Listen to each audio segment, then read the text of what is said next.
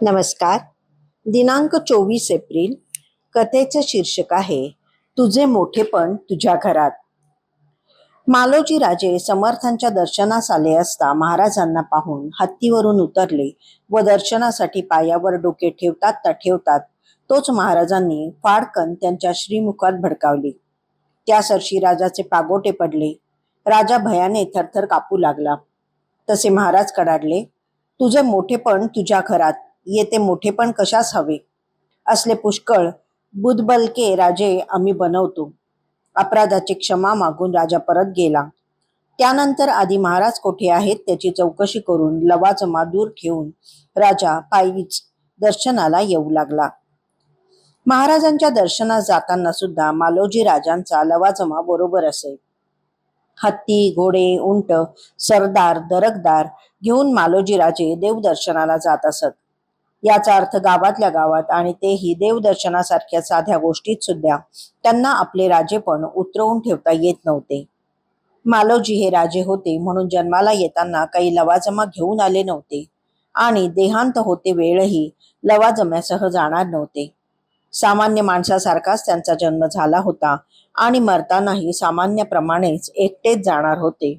मग हे लवाजम्याचे लटांबर कशासाठी? निदान देवदर्शनाला जाताना मोकळ्या मनाने जावे, प्रसन्नतेने देवदर्शन घ्यावे. ते अगदी शक्य नसेल तर स्वतःच्या चिंता काळज्या देवाच्या पायावर वहाव्यात आणि मग मोकळे ढाकळे होऊन निवांतपणे देवदर्शन करावे. आपल्या चिंता काळज्या देवापाशी सोडाव्यात. मात्र त्याला सांगावे, देवा, तू माझा आहेस तसा मी तुझा आहे.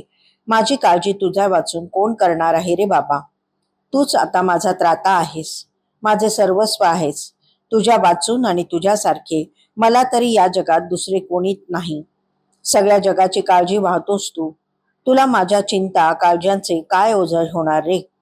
सुटकीसरशी तू त्यांचे निवारण करशील यात मला कसलीही शंका नाही. म्हणून हे सारेच इथे सोडून जातो आहे. बरोबर तुझे आनंददायी स्मरण असू दे म्हणजे झाले. तेवढेच पुरेसे आहे मला. देवदर्शनाला जाताना मीपणाची भावना नसावी. मीपणा घरातच सोडावा. श्री सिद्धारूढ स्वामींच्या हुबळीच्या मठाबाहेरच एक पाटी लावलेली आहे. पादत्राणांसोबत येथेच आपला अहंकारही काढून ठेवावा.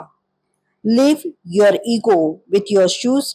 खरेच आहे, आपले मोठेपण देवाहून मोठे नसतेच मुळी. मग का ते मिरवावे? आपण जे काही आहोत, जसे आहोत ते सारे देवाच्या कृपेनेच आहोत हे विसरू नये. देवाकडे जाताना नम्र असावे, प्रसन्न असावे याची जाणीव करून देण्यासाठी महाराजांनी मालोजी राजाच्या श्रीमुखात भडकावली. त्यांचे राजेपण उतरवून ठेवले. परिविद्या धनादी अहंकार मद, देह बुद्धीचे बिराड अति दुःखप्रद. म्हणून अहम ममाध्यास टाकुनी अंतरी गोविंद, सन्निकर्ष स्थित ओळखावा.